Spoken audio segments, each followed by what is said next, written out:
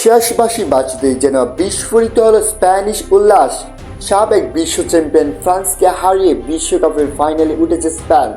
মাঠে খেলোয়াড়দের উচ্ছ্বাসের পাশাপাশি গ্যালারিতেও ছিল আবেগঘন এক মুহূর্ত। বড় ভাই লামিন ইয়ামালের ঐতিহাসিক সাফল্যে আনন্দ ধরে রাখতে পারেননি লামিন ইয়ামালের ছোট ভাই। উল্লাসে লাফে আর আবেগে বেসে যাওয়া সেই দৃশ্য মুহূর্তে ছড়িয়ে পড়ে সামাজিক যোগাযোগ মাধ্যমে। এদিন ম্যাচের শুরু থেকেই দুর্দান্ত খেলতে থাকে লামিন ইয়ামালের স্পেন। শক্তিশালী ফ্রান্সের জালে করতে থাকে একের পর এক আক্রমণ।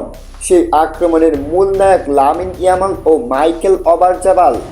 22 মিনিটে স্পেনকে দারুণ সুযোগ এনে দেন ইয়ামাল। ডি বক্সের ভিতরে ইয়ামালকে রং ঠেকাল সরাসরি রেফারির পেনাল্টি বাসি। সেখান থেকে স্পট কিকে দারুণ গোল করেন মাইকেল ওয়ারজাবাল। 1-0 গোলে পিছিয়ে থেকে প্রথমার্ধ শেষ করে ফ্রান্স। দ্বিতীয়ার্ধে 58তম মিনিটে ফ্রান্স শিবিরে দ্বিতীয় আঘাতটি আনেন পুরো। তার দুর্দান্ত গোলে ম্যাচ থেকে পুরোপুরি ছিটকে যায় ফ্রান্স। শেষ পর্যন্ত স্পেনের দুর্দান্ত ফুটবলের কাছে হেরে বিদায় নেয় ফ্রান্স।